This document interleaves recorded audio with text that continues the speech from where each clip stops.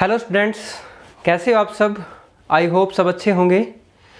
तो आज हम आप लोगों के लिए पॉलिटिकल साइंस की 9वीं क्लास लेके आए हैं, जिसके अंदर आज हम दो टॉपिक जो है डिस्कस करने वाले हैं। तो वो टॉपिक कौन कौन से हैं? सबसे पहले हम डिस्कस करेंगे कि संसद की जो विधायी प्रक्रिया है वो क्या होती है, इसके बारे में डिस्कस करेंगे। फिर हम डिस्कस करेंगे साधारण विधेयक क्या होता है, सरकारी विधेयक क्या होता है, गैर सरकारी विधेयक है ये क्या होता है। फिर हम बात करेंगे कि आपका धन विधेयक क्या होता है। फिर संयुक्त अधिवेशन के बारे में पढ़ेंगे कि संयुक्त अधिवेशन का अब तक कितनी बार बुलाया गया है और टोटल आपका इसके अंदर क्या क्या प्रोसेस होती है और कौन इसकी अध्यक्षता करता है, पूरी की पूरी आर्टिकल के साथ डिस्कस करेंगे। और लास्ट वन इज हम डिस्कस जो करने वाले हैं वो है लैम्डेक सत्र। तो लैम्डेक सत्र क्या होता है, इसके बारे में क्या क्या प्रावधान है, तो ये सारी चीजें हम इस वीडियो के अंदर डिस्कस करने वाले हैं। जैसा आपको पता है लास्ट वीडियो के अंदर हमने डिस्कस किया था कि प्रश्न काल क्या होता है, शून्य काल क्या है, तारांकित प्रश्न कौन से होते हैं, वो सारी चीजें बात की थी। उसके बाद हमने भोजन अवकाश के बाद हमने जिक्र किया था कि जो राज्यसभा होती है वो 2 से 5 बजे तक कार्य करती है, कोई बिल को लेके या किसी भी बिल के अलावा भाई कोई विधेयक पारित करना है उनको, ठीक है, या फिर किसी भी चीज टॉपिक के ऊपर उनको, किसी भी विषय के ऊपर उनको चर्चा करनी है, तो वो टाइम होता है 2 से 5 राज्यसभा के लिए, 2 से 6 होता है लोकसभा के लिए। ये सारी बातें हम लास्ट वीडियो में डिस्कस कर चुके हैं। अब उससे आगे का जो स्टेप है तो वो हम आज इस वीडियो के अंदर करने वाले हैं। तो सबसे पहला आज का हमारा जो टॉपिक है कि संसद की जो विधायी प्रक्रिया है ये क्या होती है, ठीक है। तो एक बार देख लिया आपने, ये टॉपिक करवाएंगे। तो अब देखो, सबसे पहले हम जो टॉपिक है हमारा कि संसदीय विधायी प्रक्रिया क्या है, इसके बारे में डिस्कस करेंगे। पहले तो मैं आपको एक बार समझा देता हूं कि विधायी प्रक्रिया, संसदीय विधायी प्रक्रिया का मतलब मेरा क्या है। विधायी का मतलब है दोस्तों यहाँ पे कानून बनाने की प्रक्रिया, ठीक है। यानी कि संसद के अंदर जो कानून बनता है तो वो कानून बनाने की प्रक्रिया क्या है, ठीक है। कानून बनाने की यानी कि कानून निर्माण की कह सकते हो कि कानून का निर्माण करने की क्या प्रक्रिया है, या फिर आप ये भी कह सकते हो कि विधि निर्माण, ठीक है। तो विधि निर्माण के लिए क्या प्रोसेस है, तो इसके बारे में हम अभी डिस्कस करेंगे। तो देखो यहाँ पे सबसे पहले आपने देखा होगा कोई भी जब विधेयक होता है, ठीक है, कोई भी विधेयक है या कोई भी बिल है, आप बिल कह सकते हो, या कोई भी विधेयक है, ठीक है। वो विधेयक क्या होता है, किसी भी विधेयक को सबसे पहले एक सदन के अंदर भेजा जाता है। मान के चलो यहाँ पे एक सदन है और एक सदन यहाँ पे है, ये संसद के दोनों सदन है आपके। अब किसी भी एक सदन में भेजा जा सकता है, जरूरी नहीं कि लोकसभा में ही भेजा जाए और ना ही ये जरूरी कि राज्यसभा में ही भेजा जाए। मान के चलो वो पहले किसी भी एक सदन में चला गया, इस सदन के अंदर क्या होगा, इस सदन के अंदर वो जितने भी चरणों से गुजर के पास होगा, ठीक है। उन चरणों के बारे में डिस्कस करेंगे कि प्रथम चरण क्या होता है, वाचन क्या होते हैं, कितने वाचन होते हैं, प्रथम वाचन में क्या होता है, द्वितीय वाचन क्या होता है, वो सारा बताएंगे आपको। एक बार थोड़ा सा स्ट्रक्चर बता रहे हैं आपको, भाई इस तरह से कुछ ऐसे प्रोसेस होगी। फिर हम इसके ऊपर बिल्कुल बारीकी से डिस्कस करेंगे। एक बार आपके माइंड में सेट कर रहे हैं कि ये चीजें होती क्या है। भाई कोई भी बिल है, वो बिल गया सबसे पहले किसी भी एक सदन में। अब मान के चलो इस सदन के अंदर चला गया, इस सदन से वो पारित हो गया, इस सदन से पारित होके वो दूसरे सदन में चला जाएगा। अब इस सदन में आ गया, अब यहां से भी ये बिल पारित होके क्या हो गया, अब ये बिल यहां से भी पारित हो गया और यहां से भी पारित हो गया। फिर ये बिल दोनों जगह से पारित होने के पास ये स्वीकृति के लिए चला जाएगा। अब इसकी स्वीकृति कौन देगा, इसकी स्वीकृति देते हैं राष्ट्रपति जी, ठीक है। तो जैसे मान के चलो ये स्वीकृति के लिए राष्ट्रपति के पास चला गया और राष्ट्र ने अपनी स्वीकृति दे दी, तो स्वीकृति देने के बाद क्या हो जाता है, ये बिल विधि बन जाता है, ये बिल क्या बन जाता है, कानून बन जाता है, ठीक है। तो फिर हम इसको क्या बोलते हैं, बिल या विधेयक नहीं बोलते, फिर हम इसको क्या बोलते हैं कि आपका एक एक्ट बन गया, ये एक आपका कानून बन गया है, ये एक विधि बन गई है। तो कैसे बनता है भाई, कोई भी बिल होता है पहले वो एक सदन में पास होता है, एक सदन से पास होने के बाद द्वितीय सदन में जाता है, और मान के चलो दूसरे सदन में पास नहीं होता तो फिर उस दशा के अंदर क्या होता है, संयुक्त अधिवेशन बुलाया जाता है आपका, उसके बारे में भी डिस्कस करेंगे। फिर मान के चलो दोनों जगह से पास हो जाता है, फिर स्वीकृति के लिए राष्ट्रपति के पास चला जाता है। अगर राष्ट्रपति स्वीकृति दे देता है तो फिर आपका विधि या कानून बन जाता है, नहीं तो राष्ट्रपति क्या कर सकता है, उस बिल को वापस पुनर्विचार के लिए अस्वीकार भी कर सकता है। तो ऐसा भी हो सकता है, ठीक है। तो ये सारी कुछ प्रोसेस होती है किसी भी बिल या विधेयक को लेके उसको पास करवाने की जो प्रोसेस होती है। आई थिंक आपको कुछ समझ में आया होगा। अगर थोड़ा बहुत भी आया है तो जब मैं आपको अब ये डिटेल में करवाऊंगा तो अच्छे से समझ में आ जाएगा, ठीक है। एक बार इसका स्क्रीनशॉट कुछ लेना चाहो तो ले लो, बाकी इंपॉर्टेंट आपको देख लो किस तरह से है। अब देखो आगे, यहां पे हम बात कर रहे थे कि संसद की जो विधायी प्रक्रिया है इसके अंदर सबसे पहले हम बात करेंगे कि साधारण विधेयक क्या होता है, ठीक है। सबसे पहले हम बात करेंगे कि जो आपका साधारण विधेयक होता है वो क्या है, ठीक है। मैं इसकी डेफिनेशन लिख के आपको थोड़ा सा क्लियर करवाऊंगा। तो साधारण विधेयक के बारे में मैं आपको बता देता हूं कि ये एक यह वो प्रारूप है, यह वह प्रारूप है वह ढांचा है या वह स्ट्रक्चर है जिसमें या जिसे विधि निर्माण के लिए, विधि का मतलब यहां पे है कानून, ठीक है, जिसे विधि निर्माण के लिए प्रस्तुत किया जाता है, प्रस्तुत किया जाता है। यानी कि किस लिए प्रस्तुत किया जाता है साधारण विधेयक को? भाई विधि निर्माण के लिए, कानून बनाने के लिए, ठीक है। तो उसके बाद क्या होता है, कैसे बनेगा ये? जब ये बिल या फिर आप कह सकते हो विधेयक, जब यह बिल या विधेयक दोनों सदनों से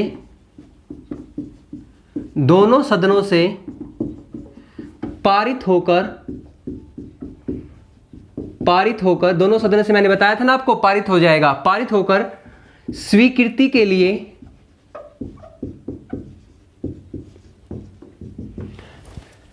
राष्ट्रपति के पास जाता है, राष्ट्रपति के पास जाता है,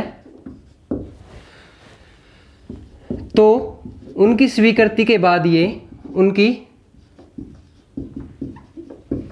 स्वीकृति के बाद यह विधेयक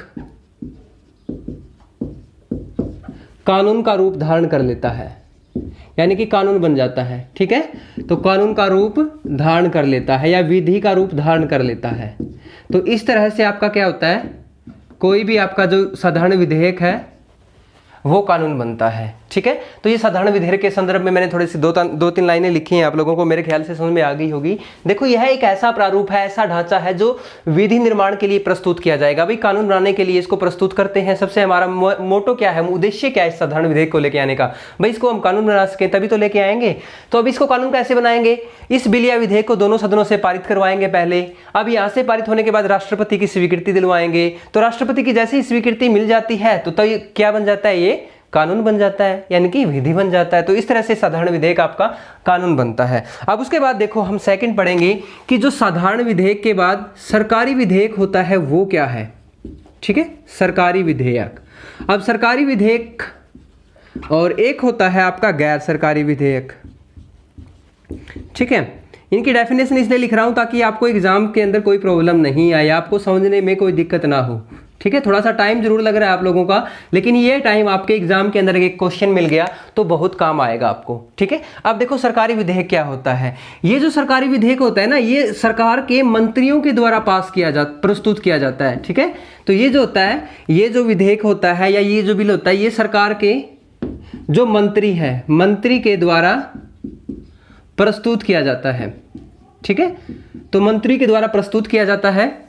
उसके बाद यह विधेयक जो होता है ये आम जनता से भी हो सकता है भाई, ठीक है। आम जनता से संबंधित हो सकता है। कोई जरूरी नहीं है कि जो मंत्री अगर पेश करेगा तो वो अपने लिए ही पेश करेगा या फिर किसी और चीज के लिए पेश करेगा, तो वो सिर्फ सरकार के काम के लिए जरूरी नहीं, ये जनता से भी संबंधित हो सकता है। ये जो बिल होता है भाई, जनता से संबंधित कोई भी मंत्री इस विषय को रख सकता है किसी भी सदन में। उसके बाद फिर इसके अंदर यह जो विधेयक है, यह जो विधेयक होता है ये किसी विशेष वर्ग से भी हो सकता है भाई, किसी विशेष वर्ग से संबंधित हो सकता है। किसी विशेष वर्ग से मैं अगर बात करूं, जैसे अनुसूचित जाति है, अनुसूचित जनजाति है या पिछड़ा वर्ग है, पिछड़ा वर्ग को लेके जैसे आपने पता होगा कानून बने हुए हैं, पिछड़ा वर्ग को जो छूट मिलती है या अनुसूचित जाति को, जनजाति को जो छूट मिलती है, तो वो भी कैसे मिलती है, उनका भी विधेयक बनाया गया होगा, उनका भी विधेयक पास किया हो गया, तो वो भी आपका क्या था, एक सरकारी विधेयक था। तो सरकारी विधेयक क्या होता है, ये किसी भी आम जनता से भी हो सकता है संबंधित, या फिर किसी विशेष वर्ग से संबंधित हो सकता है, या फिर किसी विशेष संस्था से भी संबंधित हो सकता है, या फिर आप कह सकते हो किसी विशेष अक्षेत्र से भी संबंधित हो सकता है। अक्षेत्र से भी क्या हो सकता है, ये संबंधित हो सकता है। लेकिन खास बात क्या है भाई, संबंधित हो सकता है, ये सिर्फ किसके द्वारा पेश किया जाएगा, दिखाई दे रहा है क्या उधर तक, ठीक है। ये सिर्फ सरकार के मंत्रियों के द्वारा प्रस्तुत किया जाएगा, थोड़ा सा ध्यान इस बात का रखना है। लेकिन जो गैर सरकारी विधेयक है, इसको कौन पेश करता है, इसको कौन प्रस्तुत करता है, इसको क्या करता है, ये जो विधेयक होता है ये सरकार के मंत्री के द्वारा नहीं, ठीक है, बल्कि सदन के सदस्यों के द्वारा, सदन के सदस्यों, सदन का मतलब क्या है, जैसे लोकसभा है या फिर आपकी राज्यसभा है, ठीक है। तो आप क्या याद रखोगे, ये जो विधेयक होता है ये सदन के सदस्यों के द्वारा, ठीक है, सदन के सदस्यों के द्वारा प्रस्तुत किया जाता है।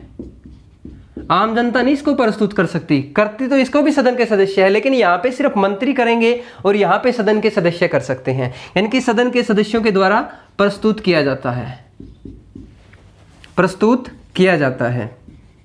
और वही सेम बातें हैं इसके अंदर भी, भाई जो गैर सरकारी विधेयक है ये किसी विशेष वर्ग से भी संबंधित हो सकता है, किसी विशेष संस्था से भी हो सकता है और क्षेत्र से भी संबंधित हो सकता है। तो ये एक सरकारी विधेयक है, गैर सरकारी विधेयक है। फर्क सिर्फ इतना है, ये सरकार के मंत्री द्वारा प्रस्तुत किया जाता है और ये विधेयक होता है जो सदन के सदस्यों के द्वारा प्रस्तुत किया जाता है। तो सदन के सदस्य, सरकार के मंत्री, दो बातें हैं, इतनी सी बात याद रखनी है, ठीक है। तो एक बार इसका स्क्रीनशॉट लेना चाहो तो स्क्रीनशॉट ले सकते हो, उसके बाद फिर हम आगे करेंगे।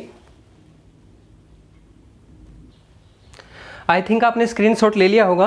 अब देखो आगे करते हैं। अब हमने मुख्य मुख्य बातें कर ली है, अब हम बिल की प्रोसेस के ऊपर चलेंगे कि भी जो भी साधारण विधेयक है अब वो बिल कैसे बनेगा, उसके लिए प्रोसेस क्या क्या होंगी, कौन कौन से चरण होंगे, कितने वाचन होंगे, कौन से वाचन के अंदर क्या होता है, वो सारी बातें अब इसके बारे में पढ़ेंगे, ठीक है। तो सबसे पहले मैं आप लोगों को बता देता हूँ एक इंपॉर्टेंट चीज जो क्वेश्चन बनता है आपका एग्जाम के अंदर, ठीक है, वेरी वेरी इंपॉर्टेंट है। साधारण विधेयक के संदर्भ में भारतीय संविधान कहता है, जो साधारण विधेयक है, साधारण विधेयक को संसद के किसी भी सदन में, किसी भी सदन में पहले प्रस्तुत किया जा सकता है, प्रस्तुत किया जा सकता है। राइटिंग थोड़ी सी गंदी है लेकिन आप वर्डिंग के ऊपर भी थोड़ा सा ध्यान रखना, ठीक है। तो ये भारतीय संविधान का जो अनुच्छेद 107 है ये हमें बताता है कि जो अनुच्छेद 107 है भारतीय संविधान का, वो हमें कहता है कि जो भी आपका साधारण विधेयक है उस साधारण विधेयक को हम संसद के किसी भी सदन में पहले रख सकते हैं।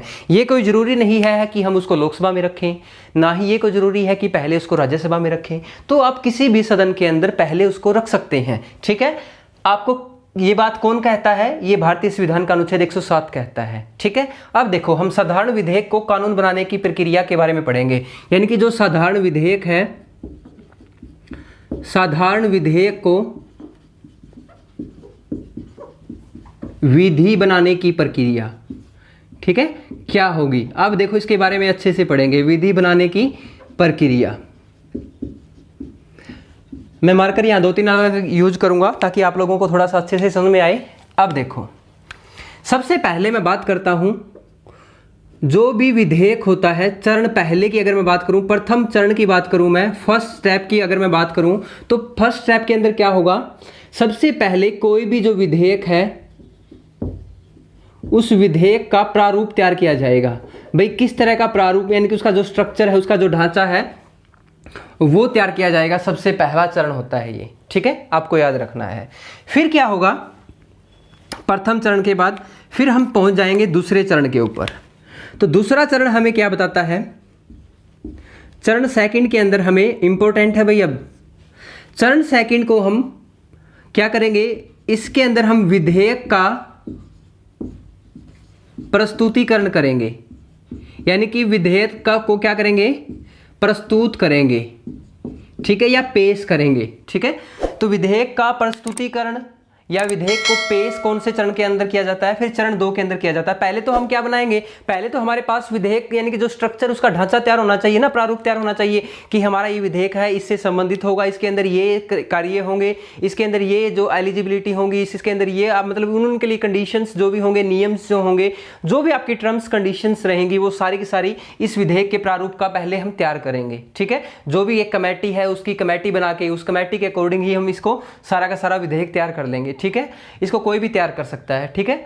अब हम बात कर रहे हैं सेकंड चरण द्वितीय की, यानी कि दूसरा जो चरण है, इसके अंदर विधेयक का प्रस्तुतिकरण किया जाएगा किसी भी एक सदन के अंदर। प्रस्तुतिकरण का मतलब क्या है कि सबसे पहले इस विधेयक को हम प्रस्तुत करेंगे, अब पेश करने जा रहे हैं। तो इस पेश करने जा रहे हैं तो इसको हम क्या बोलते हैं, जब विधेयक का प्रस्तुतिकरण करेंगे तो इसको हम बोलते हैं प्रथम वाचन, ठीक है, चरण में और वाचन में फर्क होता है दोस्तों। कई बच्चों को थोड़ा सा डाउट रहता है कि प्रथम वाचन ही प्रथम चरण है। बिल्कुल भी नहीं है, थोड़ा सा गलत हो जाएगा, आपको थोड़ा सा याद रखना है भाई, प्रथम वाचन आपका प्रथम चरण नहीं है। ठीक है, चरण जो दूसरा है आपका, दूसरे चरण के अंदर आपका प्रथम वाचन है। और प्रथम वाचन से हमें क्या पता चलता है कि प्रथम वाचन के अंदर हमें जो वर्णन मिलता है भाई, जो विधेयक है हम उस विधेयक को सबसे पहले किसी भी सदन के अंदर रखेंगे, उसको पेश करेंगे, उसको प्रस्तुत करेंगे, ये हमारा दूसरा चरण है। ठीक है, उसके बाद हम क्या करेंगे, प्रथम वाचन के बाद द्वितीय वाचन आएगा। ठीक है, यहां पे सिर्फ हम पेश करेंगे। अब देखो पेश करने के बाद क्या कहां कहां जाएगा ये।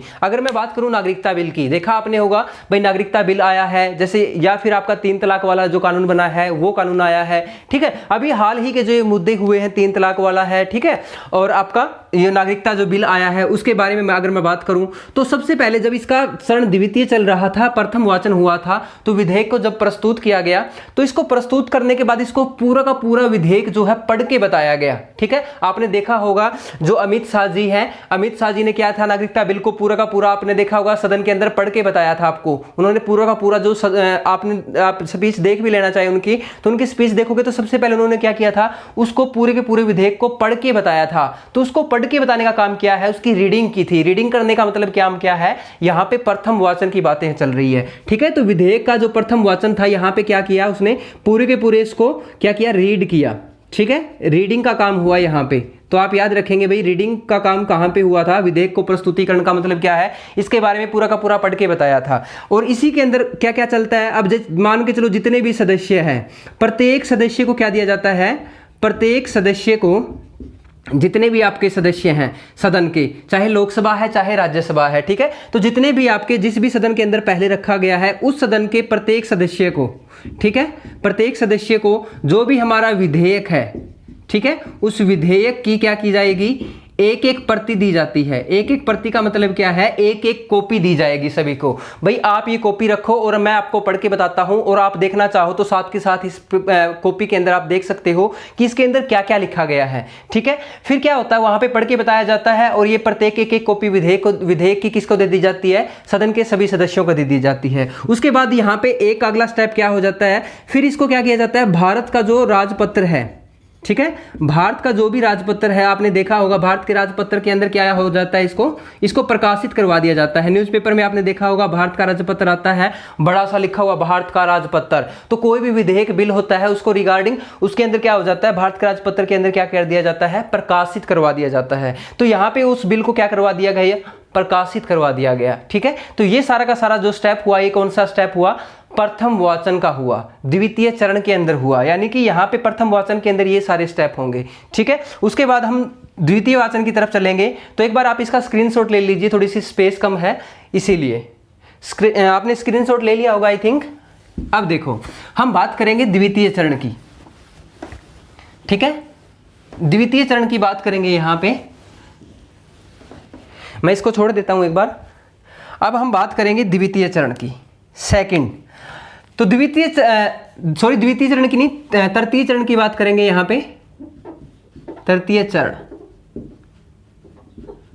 तो तृतीय चरण का मतलब यहां पे क्या होगा, दूसरा वाचन, दूसरा वाचन हो जाएगा। प्रथम वाचन का आपका आ चुका है, अब जो दूसरा वाचन है इसके अंदर क्या होगा, इसके अंदर होगा आपका विधेयक पर चर्चा,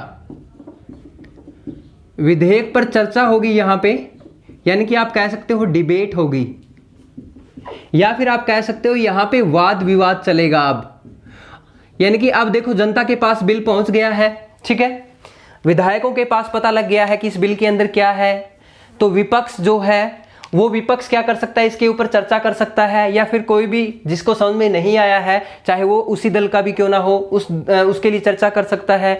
कोई वाद विवाद कर सकता है, भाई ये ठीक नहीं है, ये गलत है, इसके अंदर ये चीजें होनी चाहिए थी, वो चीजें होनी चाहिए थी। ठीक है, यानी कि आप कुल मिला के ये कह सकते हो कि जो सदन के ऊपर बहस चलती है ना किसी भी बिल को लेके, वो कौन से वाचन के अंदर चलती है, दूसरे वाचन में चलती है। तो दूसरे वाचन के अंदर क्या होता है, किसी भी विधेयक को लेके सदन के अंदर बिल्कुल अच्छे वाली जबरदस्त वाली चर्चा होती है। देखा होगा आपने, सदन के अंदर बिल्कुल जबरदस्त चर्चा होगी, बड़ा मजा आता है उसके अंदर अगर आप देखोगे तो, ठीक है। तो बहुत अच्छे से डिबेट होती है, बहुत कुछ सीखने को मिलता है, वो देखा करो आप, ठीक है। फिर वाद विवाद चलेगा, बहस चलेगी, ठीक है। उसके बाद देखो यहाँ पे दूसरा वाचन कंप्लीट हो जाएगा। इसके अंदर दूसरे वाचन के अंदर ये मुख्य रूप से ये चीजें निकल के आई। अब यहाँ पे क्या होगा, इसके बाद क्या होगा, ये बहस वगैरह सारी चीजें होगी। फिर क्या करेगा, जो भी विधेयक आपका था, इस विधेयक को सौंप दिया जाएगा संयुक्त प्रवर समिति को, संयुक्त प्रवर समिति को सौंप दिया जाएगा, ठीक है। यानी कि संयुक्त समिति कह सकते हो या संयुक्त प्रवर समिति को सौंप दिया जाएगा। फिर यह संयुक्त प्रवर समिति क्या करेगी, अपनी रिपोर्ट पेश करेगी। भाई इसके अंदर हमने जो भी संयुक्त प्रवर समिति ने देखा उसके अंदर ये खामियां थी, ये जो भी चीजें लगी उसको, तो उसने अपनी रिपोर्ट प्रस्तुत की उस बिल को लेके। फिर उस रिपोर्ट के ऊपर चर्चा होगी।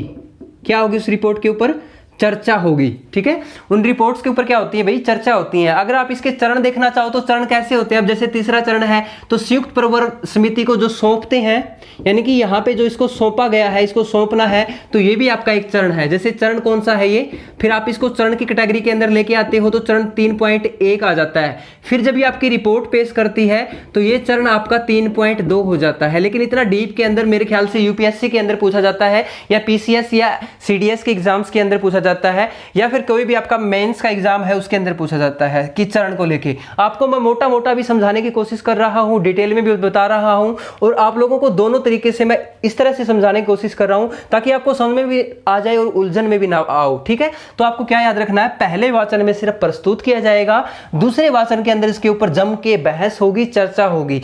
फिर जो चर्चा, बहस, वाद विवाद चलेगा वो उसके बाद क्या होगा, ये संयुक्त प्रवर समिति को सौंप दिया जाएगा ये विधेयक।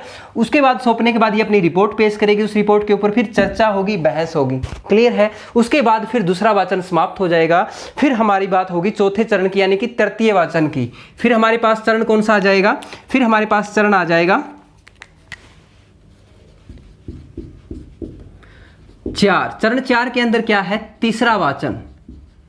अब तीसरा वाचन शुरू हो गया है भाई, ठीक है।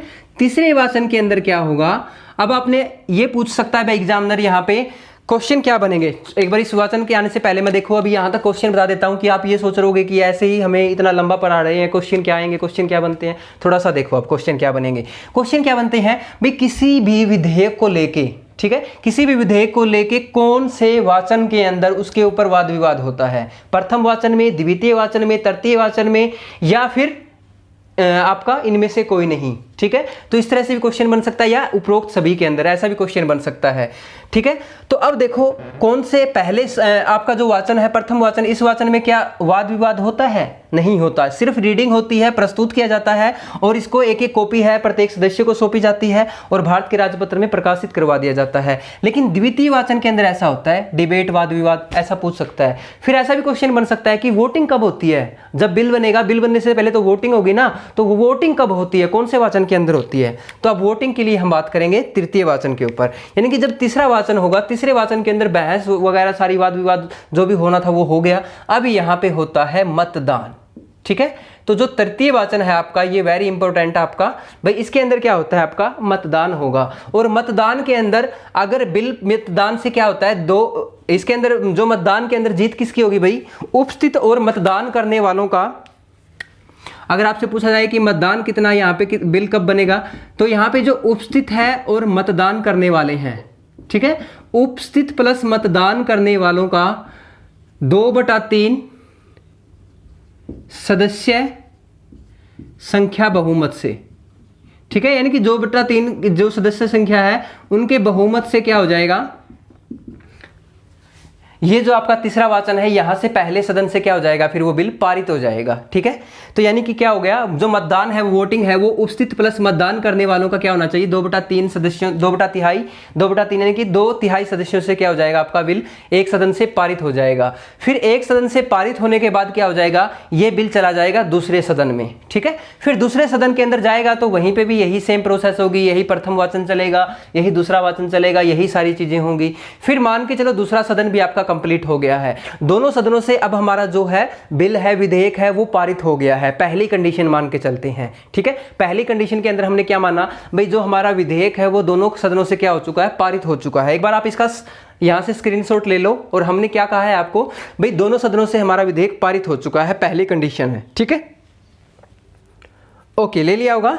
अब देखो भाई, दोनों सदनों से अगर पारित हो जाए फिर क्या हो जाएगा, ये राष्ट्रपति के पास स्वीकृति के लिए चला जाएगा, ठीक है।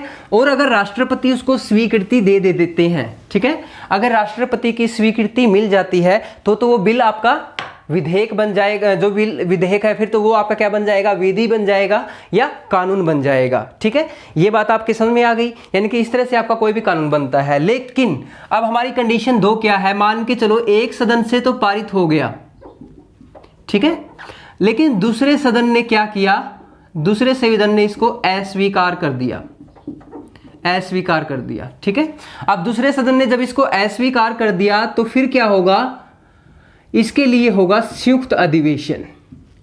क्या हो जाएगा फिर, संयुक्त बैठक होगी, ठीक है। इसके लिए क्या हो जाएगी फिर, संयुक्त बैठक होगी। और इस संयुक्त बैठक को आहूत कौन करेगा, कौन बुलाएगा, संयुक्त बैठक को बुलाता कौन है, राष्ट्रपति, ठीक है, राष्ट्रपति। और इसका वर्णन किस में मिलता है, भारतीय संविधान के अनुच्छेद 108 में, ठीक है।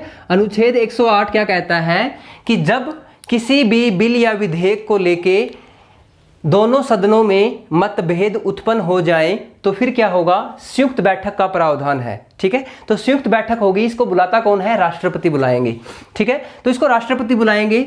यहां पे ये भी वर्णन कौन सा मिलता है, आर्टिकल 108 के अंदर मिलता है। फिर आपकी संयुक्त बैठक आ गई, ठीक है, एक सदन ये हो गया, एक सदन ये हो गया, दोनों सदनों की बैठक बुला ली।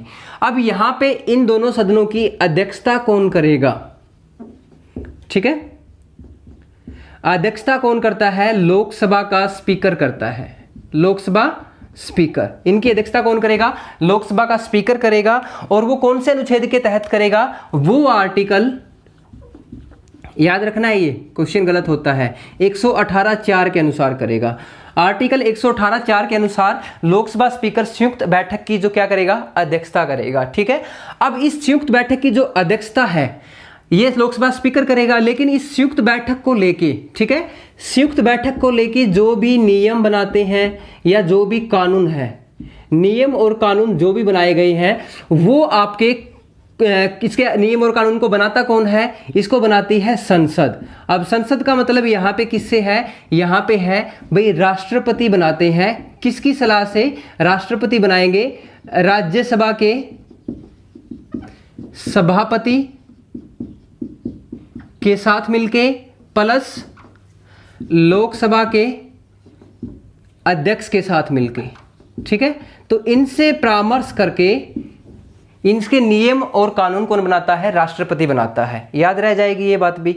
अब क्वेश्चन ये भी बन जाता है कि ये जो नियम और कानून बनाता है ना राष्ट्रपति, राज्यसभा के सभापति के साथ मिलके और लोकसभा के अध्यक्ष के साथ मिलके, ये कौन से अनुच्छेद के अनुसार बनाता है, कौन से आर्टिकल के अनुसार बनाता है। तो ये आपका जो नियम और कानून बनाए जाते हैं ये 118(3) के अनुसार बनाए जाते हैं। यानी कि इनका वर्णन कहाँ मिलता है, अनुच्छेद 118 के 3 में वर्णन मिलता है। तो ये बात भी आपको थोड़ी सी याद रखनी है, वेरी वेरी इंपॉर्टेंट है।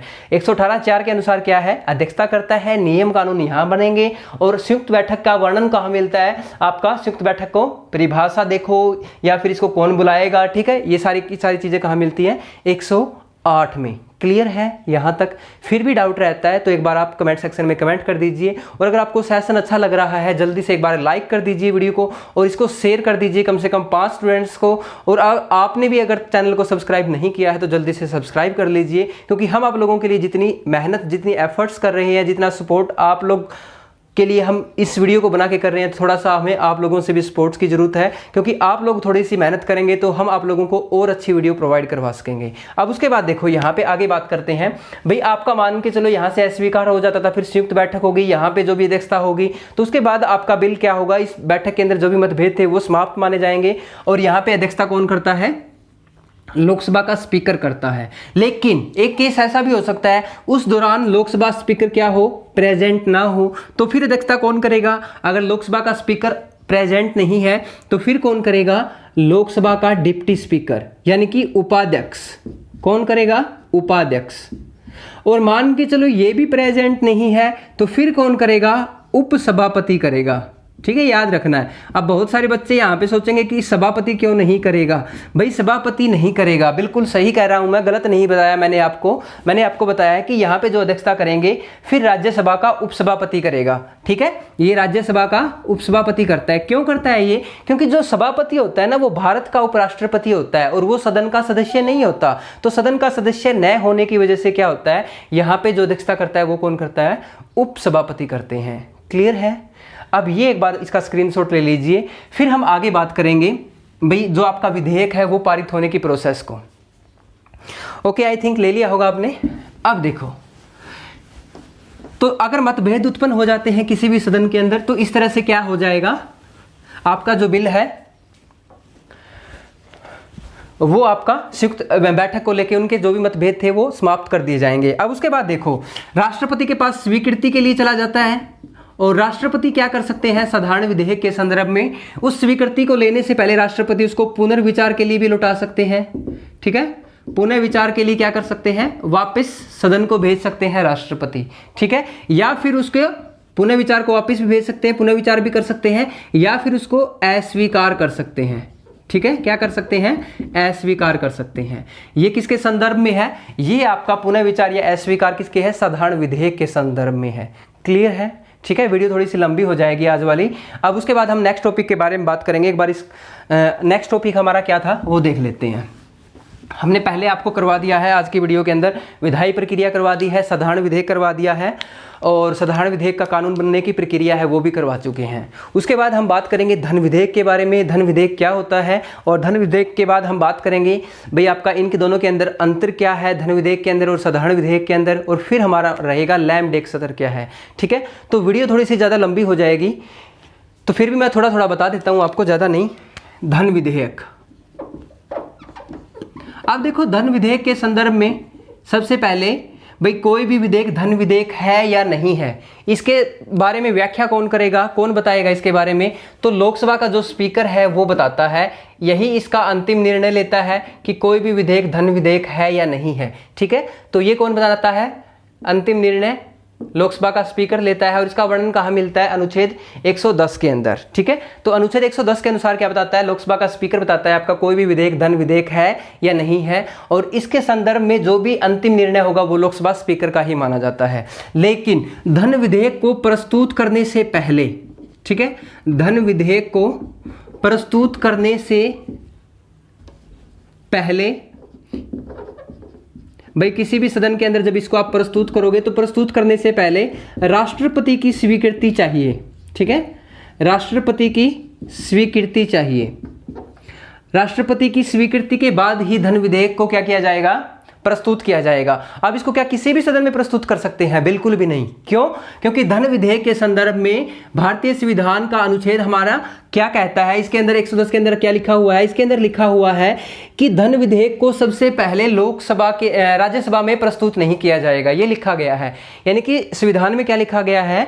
धन विधेयक को प्रारंभ में या सबसे पहले राज्यसभा में प्रस्तुत नहीं किया जाएगा। ठीक है, तो राज्यसभा में नहीं रखा जाएगा तो इसका मतलब क्या है? उसको लोकसभा के अंदर रखा जाएगा। ठीक है, तो इसको सबसे पहले हम किसके अंदर रखते हैं? लोकसभा के अंदर रखते हैं। ठीक है, ये बात याद रखनी है। लेकिन लोकसभा में रखने से पहले क्या करना पड़ेगा? राष्ट्रपति की स्वीकृति लेनी पड़ेगी। लोकसभा में रखने से पहले राष्ट्रपति की स्वीकृति लेनी पड़ेगी, ये सबसे पहला काम होगा। फिर लोकसभा के अंदर रखेंगे, जो मैंने आपको चरण बताए हैं उन्हीं प्रोसेस से लोकसभा के अंदर पास हो जाएगा। लोकसभा से पास होने के बाद फिर ये बिल राज्यसभा में जाता है। जरूरी नहीं कि इसको राज्यसभा में भेजा भी जाए, ना भी भेजें तो भी कोई जरूरी नहीं है। ठीक है, तो मान के चलो राज्यसभा में भेज दिया जाएगा। राज्यसभा के अंदर क्या हो सकता है? अब देखो इस बिल को लेके राज्यसभा या तो इस बिल को क्या कर सकती है, अगर वो इस बिल को मान के चलो इस बिल पर कोई निर्णय ना ले, ठीक है, निर्णय न ले, तो क्या होगा? अगर राज्यसभा धन विधेयक के ऊपर निर्णय न ले तो क्या हो जाएगा? 14 दिन के बाद क्या हो जाएगा? ये अपने आप ही 14 दिन बाद स्वतः यानी कि अपने आप ही पारित माना जाएगा। ठीक है, पारित माना जाएगा। यानी कि धन विधेयक को लेके राज्यसभा के अंदर क्या प्रावधान है, ये सिर्फ उसको 14 दिन तक रोक सकती है मैक्सिमम, जबकि साधारण विधेयक की मैं बात करूं उसके लिए ये 6 महीने तक रोक सकती है। याद रखिएगा, धन विधेयक के संदर्भ में सिर्फ इसको 14 दिन तक रख सकती है, जबकि साधारण विधेयक को 6 महीने तक रख सकती है ये, ठीक है, याद रखना है आपको। तो 14 दिन तक यहाँ पे रख सकती है राज्यसभा। इसके अंदर राज्यसभा इसके अंदर कोई भी संशोधन नहीं कर सकती भाई, ठीक है, संशोधन नहीं कर सकती राज्यसभा धन विधेयक के संदर्भ में, और ना ही धन विधेयक के संदर्भ में राज्यसभा कोई निर्णय ले सकती है, ठीक है। राज्यसभा सिर्फ धन विधेयक के संदर्भ में क्या कर सकती है, ये सिर्फ सिफारिश कर सकती है, ठीक है, ना ही इसको रोक के रख सकती है, ठीक है, ना ही इसको अस्वीकार कर सकती है, ना ही इसके अंदर संशोधन कर सकती है। अस्वीकार करने का मतलब यहाँ पे क्या है, रोकने का मतलब यहाँ पे क्या है, यहाँ पे सिर्फ 14 दिन तक रोका जा सकता है। 14 दिन के बाद ये अपने आप ही माना जाएगा कि ये पारित हो गया है, ठीक है, और संशोधन नहीं कर सकती है, और निर्णय इसके पास कोई नहीं होता इसको लेने का, भाई ये सही है या गलत है। लेकिन राज्यसभा के पास क्या है, एक अधिकार है धन विधेयक को लेके, ये सिर्फ सिफारिश कर सकती है, ठीक है, धन विधेयक को लेके। अब उस सिफारिश को लोकसभा माने या ना माने, ठीक है, माने या ना माने तो वो लोकसभा के ऊपर है, ठीक है, तो वो कोई जरूरी नहीं है, ना ही लोकसभा इसके लिए बाध्य है कि वो इसको मानेगी, ठीक है। लेकिन उसके बाद क्या होगा, लोकसभा से मान के चलो पारित हो गया, यहां से भी पारित हो गया, फिर ये बिल चला जाता है स्वीकृति के लिए राष्ट्रपति के पास, ठीक है। वैसे तो राष्ट्रपति को स्वीकृति देनी ही होती है, यहाँ पे स्वीकृति देंगे ही, दे ही देंगे। क्यों देंगे, क्योंकि जब धन विधेयक को लेके पेश करना था सबसे पहले लोकसभा के अंदर, उस समय क्या होता है, राष्ट्रपति की स्वीकृति लेनी होती है, तो उसी समय स्वीकृति नहीं देते अगर ये धन विधेयक के बारे में यहाँ पे स्वीकृति ना दे तो। यानी कि सबसे पहले इनके पास जाता है ना बिल, विधेयक को पेश करने से पहले ही राष्ट्रपति के पास स्वीकृति के लिए, तो स्वीकृति के लिए पहले ही चला जाता है इनके पास, बाद में फिर जाता है। अब देखो यहाँ पे राष्ट्रपति फिर क्या करते हैं, इनको स्वीकृति देनी होती है, लेकिन यहाँ पे खास बात क्या है धन विधेयक की और साधारण विधेयक की। साधारण विधेयक को क्या कर सकते हैं, वो पुनर्विचार के लिए लौटा सकते हैं, ठीक है, साधारण विधेयक को पुनर्विचार के लिए लौटा सकते हैं, जबकि धन विधेयक को राष्ट्रपति क्या कर सकते हैं, या तो धन विधेयक को स्वीकार कर सकते हैं और या अस्वीकार कर सकते हैं, ठीक है। धन विधेयक के संदर्भ में राष्ट्रपति के पास ये राष्ट्रपति बाध्य है स्वीकार और अस्वीकार करने का, लेकिन उसके पास यह अधिकार नहीं है कि वो उसको पुनर्विचार के लिए वापस लौटा दे। लेकिन साधारण विधेयक के संदर्भ में ऐसा है, धन विधेयक के संदर्भ में ऐसा नहीं है। याद रह जाएगी ये बातें, थोड़ी सी आपको कॉम्प्लिकेटेड लग रही होगी, लेकिन धन विधेयक के रिगार्डिंग आपका लोकसभा को विशेष प्रावधान है, याद रखिएगा आप, ठीक है। तो जो भी काम होता है वो सारा लोकसभा का ही होता है और राष्ट्रपति को फिर ये स्वीकार करना ही होता है, ठीक है। तो इसके अंदर आपका राष्ट्रपति फिर स्वीकार कर देंगे और इस वजह से धन विधेयक जो है आपका पारित हो जाएगा और ये क्या हो जाएगा, आपका बिल बन जाएगा, ठीक है। अब देखो आपका धन विधेयक के बारे में मैंने आपको बता दिया और आपका साधारण विधेयक के बारे में भी हो गया। एक बार इसका स्क्रीनशॉट लेना चाहो तो ले लो। अब उसके बाद देखो हमारा नेक्स्ट जो टॉपिक है लैम-डिक सत्र, वो क्या है उसके बारे में बात करेंगे, ठीक है। लैम-डिक सत्र क्या होता है आपका,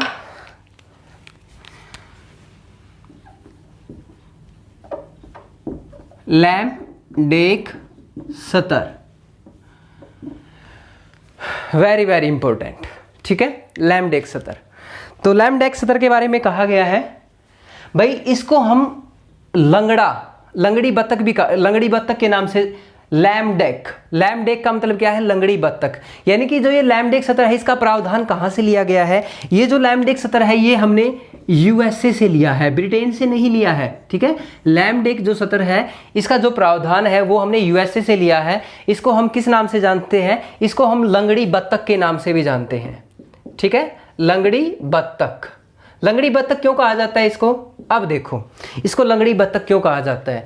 मान के चलो कोई भी आपकी लोकसभा है, ठीक है, किसी भी लोकसभा का जब कार्यकाल यानी कि 5 साल का जो भी कार्यकाल है वो समाप्त होने वाला है, समाप्त होने से पहले, ठीक है, जो उसकी अंतिम बैठक होती है, ठीक है, वो अंतिम बैठक क्या कहलाता है, आपका लैम-डिक सत्र कहलाता है। समझ में नहीं आया होगा, दोबारा फिर बता देता हूं। देखो जैसे मान के चलो आपने पता होगा अभी 2019 के अंदर चुनाव हुए थे, ठीक है। 2019 के अंदर जो चुनाव हुए थे उस दौरान क्या हुआ था, जैसे आपके जो चुनाव हुए थे फरवरी के अंदर यहाँ पे बजट हुआ था। जो फरवरी के अंदर बजट के दौरान जो अंतिम सत्र हुआ था वो आपका लैमडेक सत्र कहा गया है, क्योंकि उस दौरान क्या हो जाता है, जैसे आपके चुनाव हुए थे अप्रैल मई के अंदर, तो उस दौरान जो आपके चुनाव हुए थे फरवरी के बाद आपके, तो उस चुनाव के अंदर क्या हुआ था भाई, अगली जो भी आपकी पार्टी है, जो भी बहुमत दल है, वो आपकी लोकसभा चुन के आ जाएगी। अगली लोकसभा, उसके इलेक्शन हो चुके हैं, अगली लोकसभा चुन के आ जाएगी। जब अगली लोकसभा चुन के आ जाती है और वो एक्शन में आने से पहले, ठीक है, एक्शन में आने से पहले जो पुरानी आपकी लोकसभा है, ठीक है, उस पुरानी लोकसभा के अंदर जो अंतिम सत्र होता है वो लैमडेक सत्र होता है। इसके अलावा थोड़ा सा और समझाने की कोशिश करूंगा। अब जैसे मान के चलो कोई भी सांसद है लोकसभा का, अब जैसे हरियाणा से मैं बात करूं 10 सांसद हैं लोकसभा के, ठीक है, 10 आपके 10 MP हैं आपके। अब उन 10 में से जरूरी तो नहीं कि जो पहले 10 थे अगली बार भी वही 10 होंगे, ऐसा जरूरी तो नहीं है। अब उनमें से जो भी मान के चलो जो 10, उन 10 में से कोई भी 1 या 2 रह जाता है जो अगली लोकसभा में नहीं चुन के जाता, तो वो जो उसी लोकसभा के अंदर चुन के रह गए पीछे वाली लोकसभा के अंदर, और उन्होंने जो अंतिम सत्र में भाग लिया, वो अंतिम सत्र उन सांसद के लिए क्या कहलाता है, लैमडेक सत्र। और उन सांसद को क्या कहेंगे, लैमडेक सांसद। आई थिंक आपको अब क्लियर हो गया होगा। भाई नई लोकसभा आती है उससे पहले जो आपकी लास्ट जो लोकसभा चल रही है उसका जो अंतिम सत्र होता है वो लैमडेक सत्र होता है, इसीलिए इसको लंगड़ी बत्तख कहा जाता है, ठीक है, क्योंकि उसके पास जो भी कार्य करने की क्षमता थी, जो भी उसके पास शक्तियां वो तो समाप्त हो चुकी है, अब तो वो सिर्फ नाम की रह गई है, ठीक है। इसी वजह से इसको हम बोलते हैं लैमडेक सत्र। क्लियर है? आज का सेशन आई थिंक आपको अच्छा लगा होगा। अगर आपका सेशन पसंद आया है जल्दी से लाइक और शेयर कर दीजिए, और इस वीडियो को दबा के शेयर कर दीजिए एक बार, ताकि हमें थोड़ा सा मोटिवेशन मिले। आपके लाइक से और शेयर से हमें सिर्फ मोटिवेशन मिलता है, ताकि हम आप लोगों को और अच्छा मटेरियल प्रोवाइड करवा दें। तो थोड़ा सा आपका कोई चार्ज भी नहीं लगता, थोड़ी सी एफर्ट्स कर दिया करो। और इस वीडियो में इतना ही हम डिस्कस करेंगे, नेक्स्ट वीडियो लेके आएंगे जिसके अंदर हम और अच्छे से इसी संसद के ऊपर कार्य करेंगे, क्योंकि अभी आपका और भी संसद के कुछ पार्ट्स रहते हैं जिसके बारे में हम डिस्कस करेंगे। जैसे संसद की समितियां हैं, उसको लेके अभी आपका टॉपिक रहता है, तो वो भी आपका डिस्कस करेंगे नेक्स्ट क्लासेज के अंदर, ठीक है। तो इस वीडियो में इतना ही। थैंक यू, आपने ये वीडियो यहाँ तक देखी। Have a nice day.